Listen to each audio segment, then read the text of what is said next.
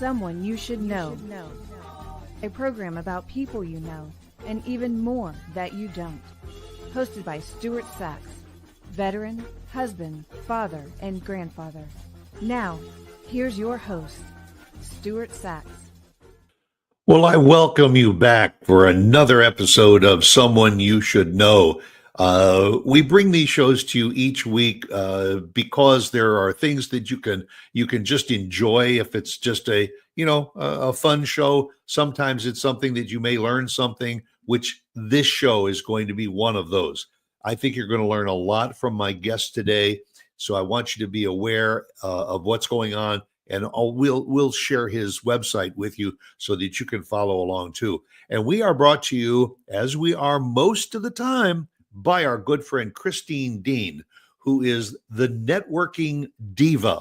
And that word diva is there for a real reason. And that is because she knows what she's doing when it comes to social media, when it comes to marketing strategies, when it comes to taking your business to the next level.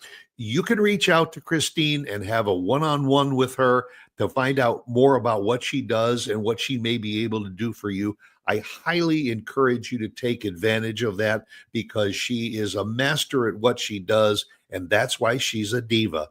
TheNetworkingDiva.com. Christine Dean, thank you very, very much for all that you mean to this show. Well, I've said many, many times, I am of an older generation, and we old folks sometimes slip up on what's going on with modern technology. And many times it can severely work against us.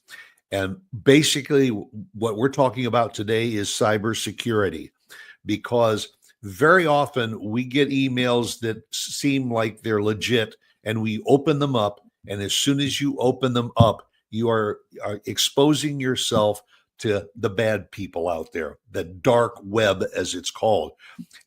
So I have invited an expert today. Craig Taylor is with us today, who is the founder and CEO of Cyberhoot.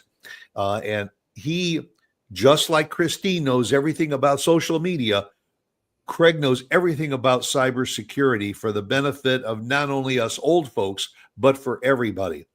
And the reason I invited Craig is because he shares his information on a much more lay level so that you can understand what's going on. So, Craig, thank you very, very much for taking the time to be with us.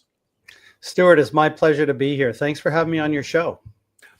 I was very impressed when I started getting a little information about you and the fact that there are so many things that I just don't understand about cybersecurity. And yet we, as a society, we really need to know about cybersecurity because it is growing faster than we are. And we have to stay ahead of that technology. And so, I guess the first question I would ask you, is this something that you studied? Is this something that has always been in your wheelhouse to go into cybersecurity? Or tell us a little about your background. Where are you from and what's your education and how'd you get into cybersecurity? Sure. Thanks for that. So to answer that, I have to go back 30 plus years before there was a World Wide Web as we all know it today. There was no internet as we experience it today back in the day. I got a degree in psychology, not in computer science, not in cybersecurity, but in psychology. And it basically, I had a love for understanding what makes people tick. How do they learn? How don't they learn? How do you modify behaviors? I studied a lot about Pavlov's dog, for example. Some of your listeners might know about when the bell rang, the dog salivated because it knew food was coming, those kinds of things. And, shortly after my 4-year degree, I realized I'm not going to go back for my PhD. I need to do something else. And I had always had a love of computers. Back in the early mid 80s, I had an Apple IIe computer with dual disk drives and that sort of thing. One of the early first personal computers, if you will. That's when they were like about half the size of your desk. That's right. That's right. And they could only do a few very minor things. There was no internet either. I mean, you could dial up later on, not even in the mid 80s, it was all standalone, but later on you could get a modem and connect it to the internet, but those sorts of things. Yeah. So at the university, while I was in psychology, I worked at the computer lab helping students with their papers, and email was text-based where you could type on the computer and probably type faster than the email would go across the screen, that sort of stuff.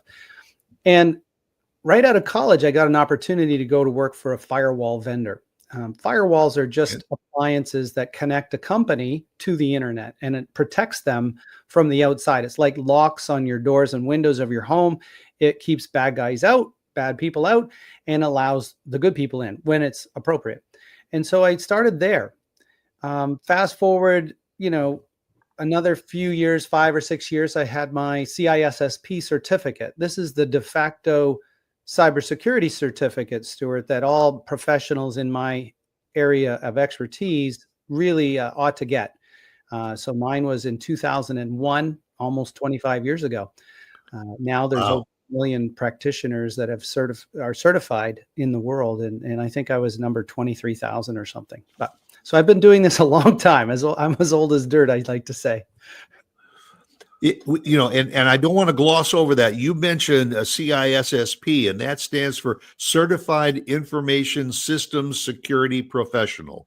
Correct. And I think we need to emphasize that, because for the people that are watching and listening, if you're going to get involved with someone to assist you personally or maybe your corporation with cybersecurity, you want to get someone who is a CISSP. Yeah, there are other certifications that sort of tie back to cybersecurity. You could do a certificate today in forensics or an incident response, or even tabletop exercises, around crisis management and those sorts of things. There's many subspecialties today, but over and above all of that, you really do start out with the CISSP exam. So, as you said, you're doing this for a long time. And so obviously you have followed the progression of cybersecurity. And if I'm not mistaken, where cybersecurity was an issue that started growing a little bit, I would imagine within the last 5 years to a decade, that has started to spike, because there's more people out there trying to break into, hack into people's, information and all. So that leads us to you starting Cyberhoot, which assists people in understanding what they need to know to avoid being compromised. Correct. Yes. Just to throw out a statistic for your listeners, last year, the top 3 economies in the world followed this. This is the truism. The largest economy in the world was the United States with, 20 plus trillion, maybe more. Then there was China, the next second largest economy in the world. And the reason I bring this statistic up is the third largest economy in terms of revenue generated was cybercrime. Wow. Ahead of every other country below the United States and China, which gives you some perspective on the size and scope of compromises that are going on, whether it's business email compromise or personal email, wire fraud, extortion, ransomware. All of these things are growing exponentially almost. And yes, you're right. It keeps getting worse. When you think it couldn't get any worse, Stuart, it gets worse still. But the good news is, and this is maybe not a great big capital G good news, the news that I would share with you is that the same forms of attack remain common today as were 20 years ago and 10 years ago. Almost all of the attacks are typically phishing or social engineering via email. That's what phishing is. It's an email that lands in your inbox and urges you to do something that you probably shouldn't. And they use a lot of common tricks to get you to click on things in those emails.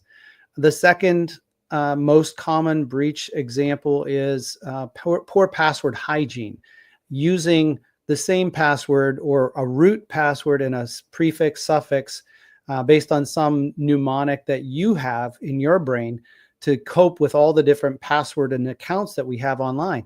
The problem there is that, one website that doesn't encrypt your password or hash it is the fancy word for encrypting it. It just makes it so it's you can't see what your original password was.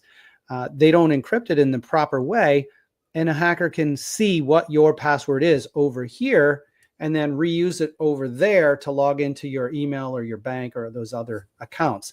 And so those are the top two. And we study this a lot, Stuart. 20 years ago, it was those two things: phishing attacks and poor password hygiene. Today, it's still the same. And it's growing because people are making a lot of money at this, Stuart. They're just making a good amount of money, and that's attracting more people into the hacking profession. So the stakes continue to escalate for all of us. And to circle back around to your original point, it is one of the key reasons we founded Cyberhoot 10 years ago, was to help small businesses, medium-sized businesses, and even enterprises today deal with the scourge of cyber attacks that they're facing on those areas.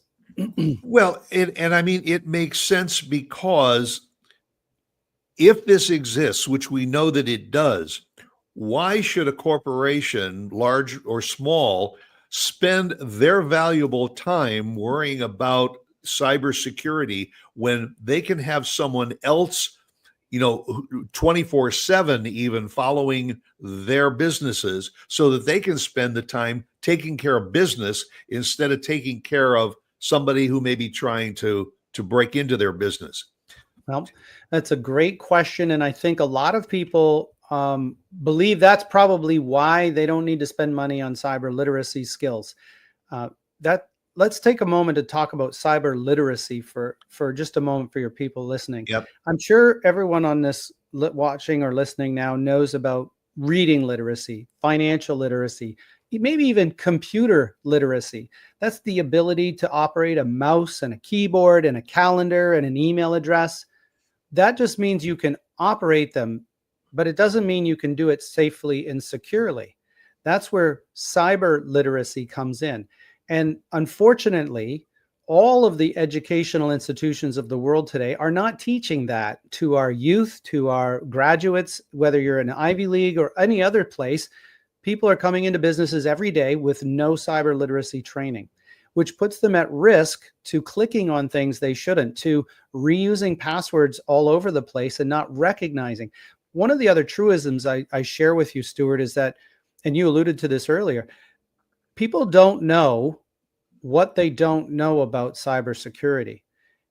And think about that for a moment. It's a hidden risk that most of us acknowledge exists, but we don't know what it is. We don't know how to protect ourselves.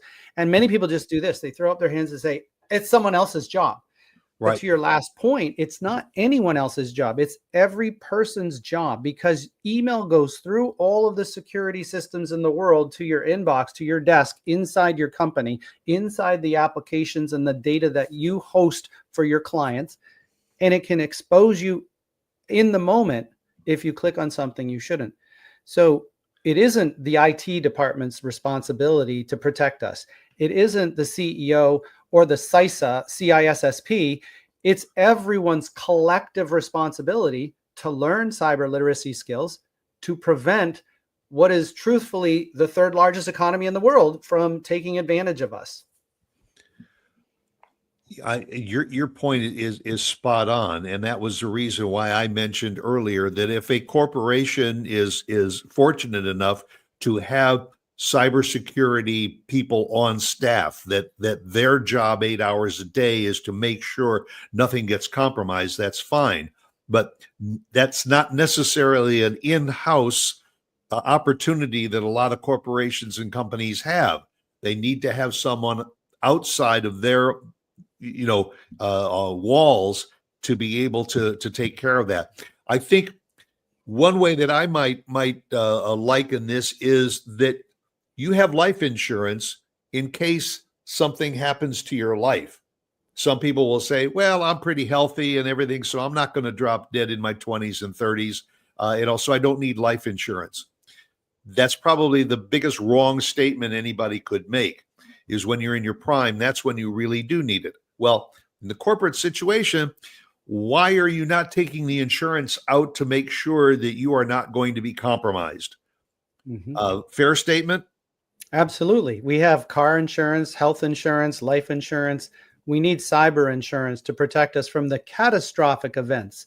If it's a minor event, like a fender bender in your car, you might not claim it. You might just settle privately, but Right. you have the option of claiming it for a catastrophe, for when your car was, slid off the road in an ice storm here in New England, which happens all the time, and you have to get to work next week. So, cyber insurance does provide the same things. It does more than that, though, because it prescribes certain best practices for your business. In order to qualify for cyber insurance and the best rates, you have to train your employees on the risks that they face. You have to test them with phishing simulations, and we can talk about that in a bit. You need to do certain things to get the best rate and to keep rates low, to protect your company from exposure. No different than, when you get life insurance, they ask, do you smoke? Do you drink? Do you exercise? And you drive, you get the safe driving discounts if you don't speed excessively, and all of that. And also another area is, and I've been approached by this too. For instance, the banking industry, almost the entire banking industry would like people to do it on their phones remotely, deposit, pay bills, follow their accounts on their phones. And you sometimes have dual opportunities in order to get into your accounts. I'm trying to think of the word. Multi-factor authentication. Yes. Yes. Yeah. Like for instance, face recognition to open up your account on your phone. I remember, this is going back to a decade or so. You had a thumbprint. There was eye recognition, but they would ask for a password. Then they would have you go to another site and send you a text to verify these 6 numbers, to get it. And it was a pain in the butt. But there was a reason for it. It was to have those multi-layers to protect your information. And I don't think a week goes by that I don't get a notice from one of my vendors or companies or people that I deal with that says, we would like for you to go to, your statement online rather than putting it in the mail and sending it to you. It's going to be easier for them, but it's exposing us to more risk, correct? Putting it on your phone may or may not expose you to more risk. There is certainly, there's check fraud that's out there. There's mail fraud. There's fraud in every aspect of our lives.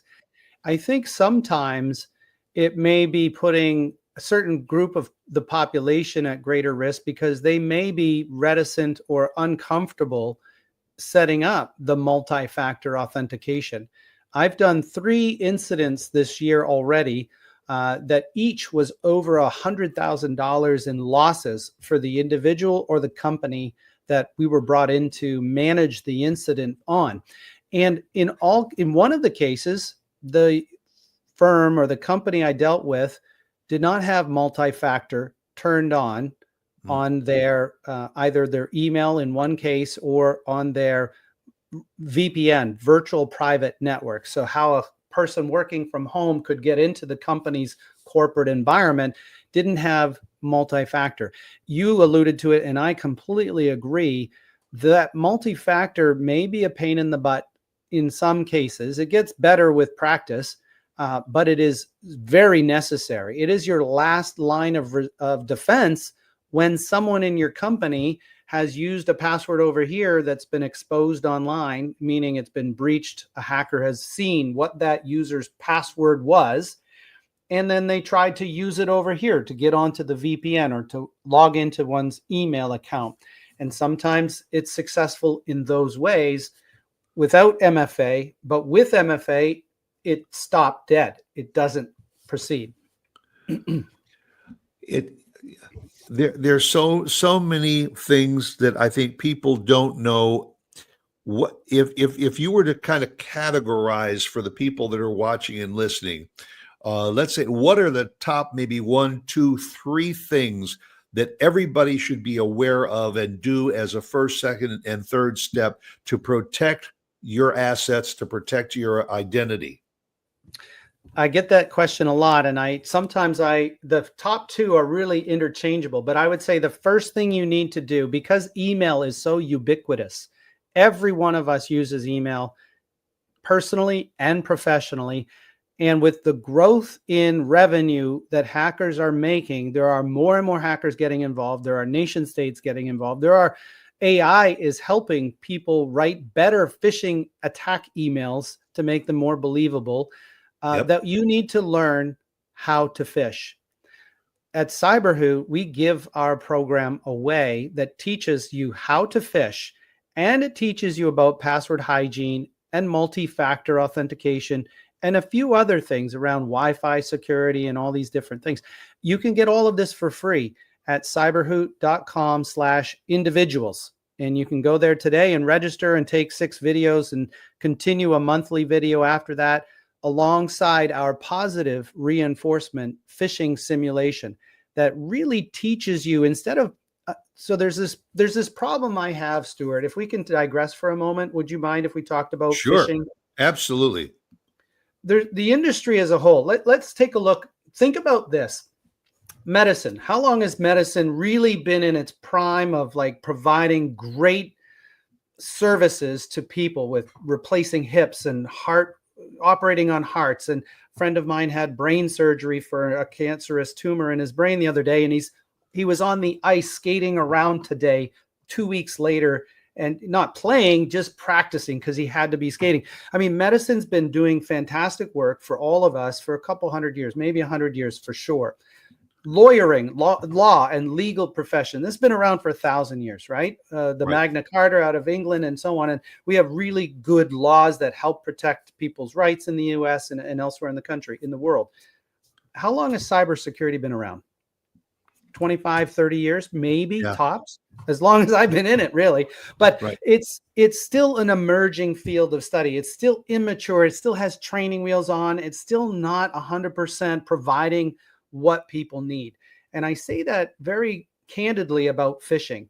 There are 2 ways to do phish testing and training with your employees today, or with you as individuals. You can use a negative reinforcement approach or a positive reinforcement approach. And what does that mean? Well, as I started, I talked about I have a psychology degree, and operant conditioning is just a fancy term for how people learn. And the world of cybersecurity is focused too heavily on negative reinforcement. And that means reducing bad behaviors in the employees and individuals of the world. No different than if you put a shock collar on your dog to teach it to stay in the yard and not cross the invisible fence or not bark. But the reality is if there's a squirrel or a rabbit across the road, that dog's is going to ignore that shock collar and go right across the road right after that squirrel or rabbit, because you've only taught them to reduce bad behaviors when it's convenient. When it's not convenient, when it's really attractive to go after that animal, the dog's going to ignore it. Now, on the flip side, if you switch over to positive, you can train a dog with treats. And you can reinforce good behaviors like sitting, staying, go to the dog park and do exercises. In fact, America's Got Talent was a TV show last year. It was won by a dog trainer and his dog Hurricane. And he was on stage giving the dog treats. That's positive reinforcement for the good behaviors you want to instill in the dog, or in your employee's case, you want to reward good behaviors such as looking at an email sender and looking for a typo squatted domain name. What does that mean? That's just a period or a letter out of place. Netflix.com is not Netflix.com if there's an I missing in it. One little letter difference is a hacking domain potentially. And most people don't understand that because they've been sent these fake email messages and they've been punished for failure, shamed, anxiety prone, instead of teaching them how to fish and giving them confidence, efficiency, security. on the positive side. So as a profession, cybersecurity needs to mature. It needs to become its adolescence and maybe an adult by embracing these positive behaviors to teach people why they need to do these things. Because if you just tell them, don't do this, never click, don't click, there will always be a time when someone gets something really, really appealing and they can't help, they click on it. Right. Well, and I think it's fair to say we all need to be more proactive rather than reactive. Yes. Because we could feel confident about taking the right steps to be aware of cybersecurity, but you got to remember, whatever cybersecurity is to make you safe, the bad guys are out there trying to find something to get around that. I always tell people, think back to when you bought your first radar detector to put on your dashboard in your car, because it would let you know if there was a policeman around the next corner. Well, sure enough, the police were getting, their own kind of detectors that knew that you were reaching out to try and find them. And so you'd upgrade your, so it's the same thing with cybersecurity. The dark side is out there learning all the same stuff that Craig is trying to teach us in order to try and get around and come in through the back door on that. Right. But they do realize, Stuart, the hackers of the world, they recognize that cyber literacy is abysmal in the world. It's almost like shooting fish in a barrel. It's so easy to compromise companies because hackers can bank on a lack of cyber literacy everywhere people go, everywhere they go to attack. And, if you can boost the cyber literacy in your company, it's like turning the lights on outside your home and putting a fence around your property and having a guard dog in the yard and having locked front doors and maybe a video camera. It's not going to prevent the real ambitious attack on your home by a well-funded criminal, but it's going to dissuade 90%, 95%. It would just go down the street to the next house that's dark and is inviting to someone that doesn't have all the security measures. So you need to make your company a little harder to hack. Earlier, Stuart, if you don't mind me returning to it, you asked about the top 2 or 3 things, and I talked about phishing. That is definitely my number 1. Number 2 is to adopt and learn how to use a password manager. Going back to my psychology and how people learn, it's well known that the human mind cannot memorize more than a half dozen at most really long and complicated passwords. And so most of us are floating around the internet with our 100, 200 accounts, and we're recycling passwords everywhere we go. Now, I do not. And most of the people I work with do not, because they've adopted a password manager. And that password manager is the lesser of all evils for this thing called identity management. Who are you? And do you have the ability to log into my website for my bank or my email or my other critical accounts? Providing the right username and password, and then a multi-factor, a second factor, is ideal. And a password manager can help you accomplish all of that and keep everything unique, and to the point where I don't even know any of my passwords except for the master password I unlock my password manager with. So that's my top 2 for your listeners. If you could do only 2 things, it would be to learn how to phish and teach yourself how to confidently and quickly identify a fake email in your inbox and delete it and move on with your day, because they're coming in all the time. And then adopting a password manager. It's an efficiency tool as much as it is a security tool, because you won't have to reset passwords anymore with a password manager. You'll just know I'm at the right website. My password manager put in my username and password. Now I get my phone out to get my second factor, whether it's an authenticator app or a text message or something else, and you're good to go. The website is very simple, cyberhoot.com. I encourage everybody that's watching and listening to take the time to check out the website. There's a lot of very valuable information, and it's a very concise website too. It's very easy to navigate. And there are many of the things that Craig has talked about already. For instance, right there on the screen are the 6 main areas that I think people that are watching and listening to the show need to be aware of. You've already covered the fish testing and everything, but there are, the password users experience you talk about. These are the things that we who are totally unaware and unknowledgeable about all of this should avail ourselves of, so that we become a little bit, not experts, but become a little bit more aware of what's going on, so that we can then make a logical choice to say, maybe I need to reach out to Craig and get a little bit more involved in this, especially if you are the CEO or so of a corporation and you're not quite sure if you are secure as you should be. So, please check out the website, save it as a favorite on your system if you want to refer back to it if you need. And I think I can say, very, very freely, if you need to reach out, send an email to Craig and say, I need more information about this. And I'd like to do it for myself personally, because I do a lot of work on my computer, or because I have a company or I work for a company that probably needs to take advantage of this.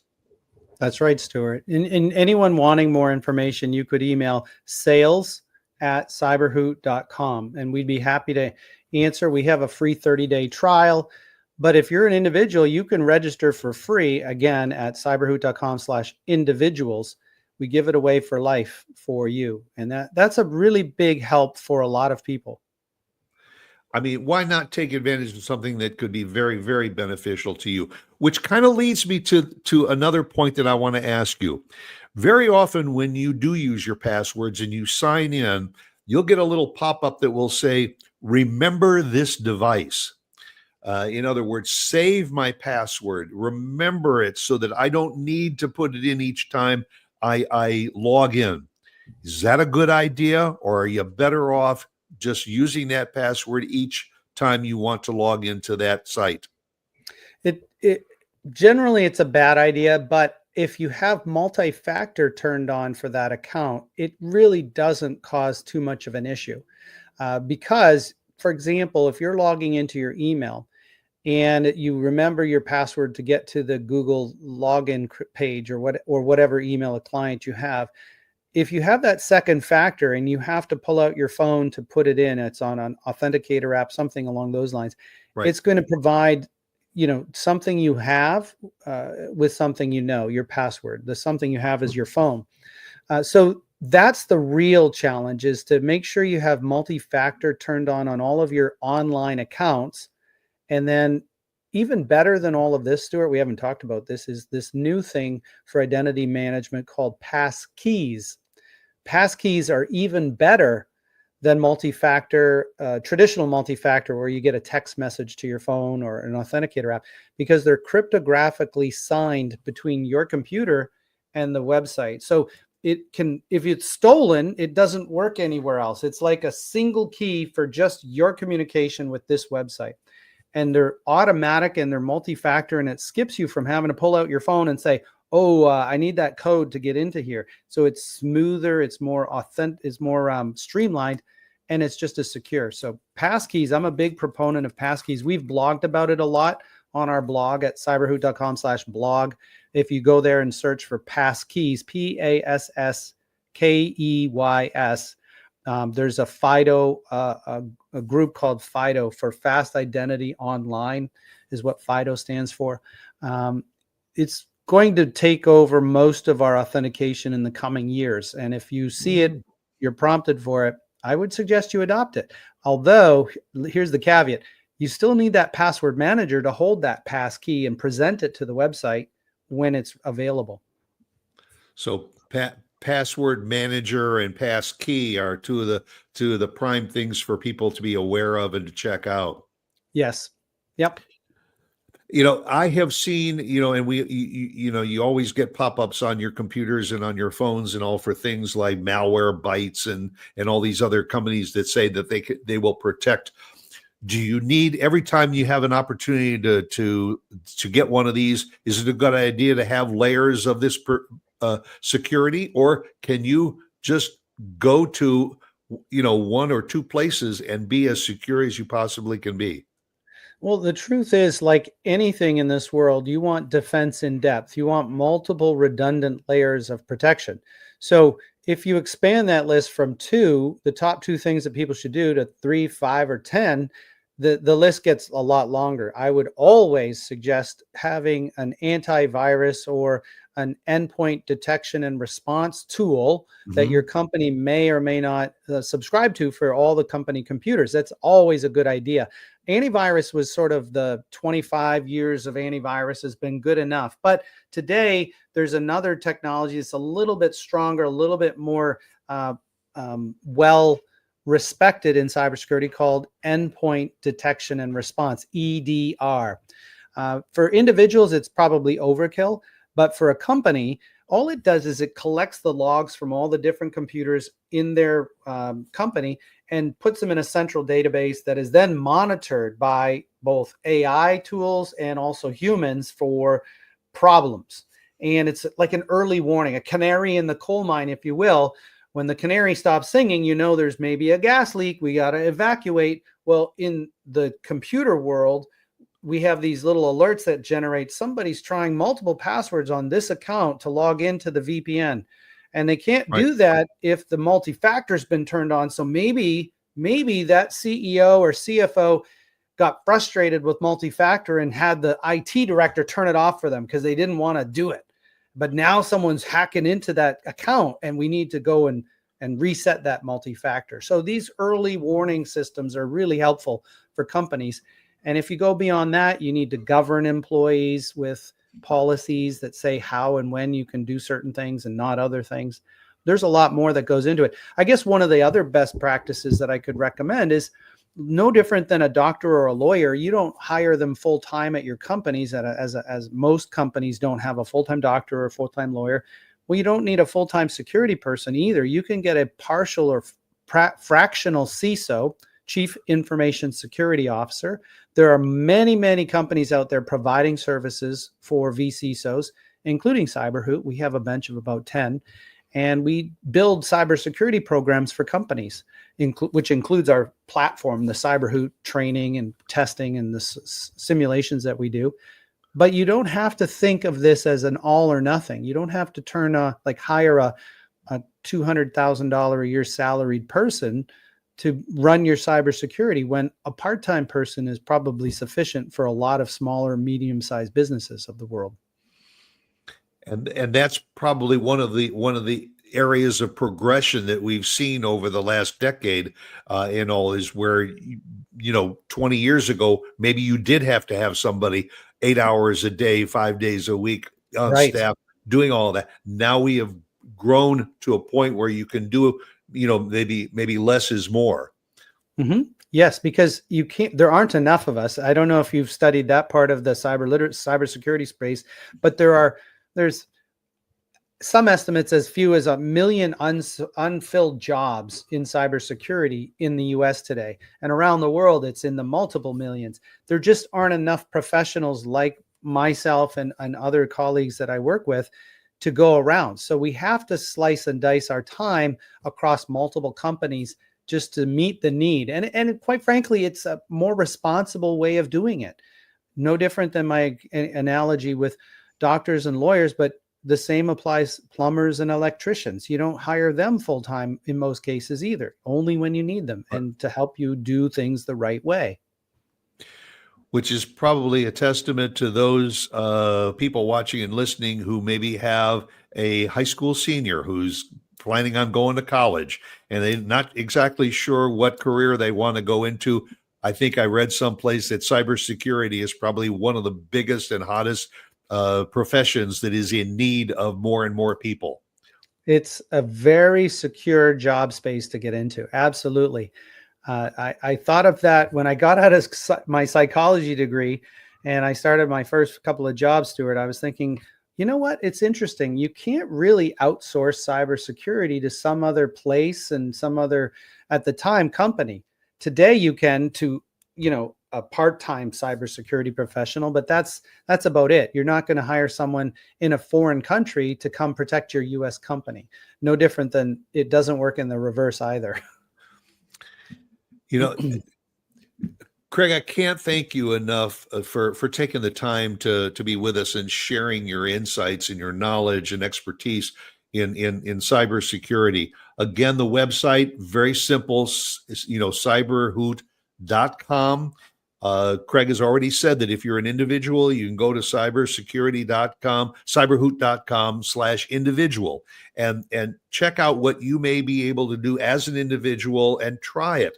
If you work with a company or you feel that the company you work for is in need of a better cybersecurity program, and I'll have them reach out to Craig and to Cyberhoot and find out if they are, if it's a good move for them to do it so that you don't have to do it in-house. Thank you very, very much for taking the time. It's an area that we all live in and are subjected to, that we need to be aware of so that we don't make the wrong moves. Right. Very true. And just to correct one thing you mentioned, it's cyberhoot.com/individuals with an S on the individuals. end. Okay. I stand corrected. See? Thank you. You said earlier, if there's just one letter missing or something, that can open up a door to problems.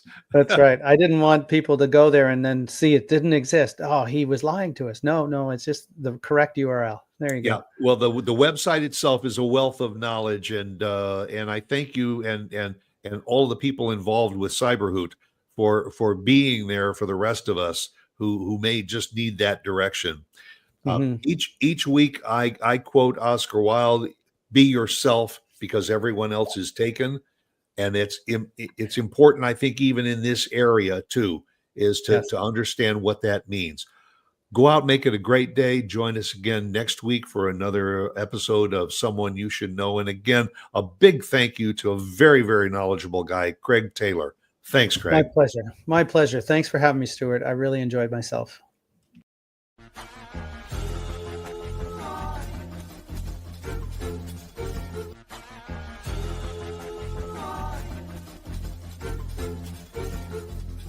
Someone You Should Know.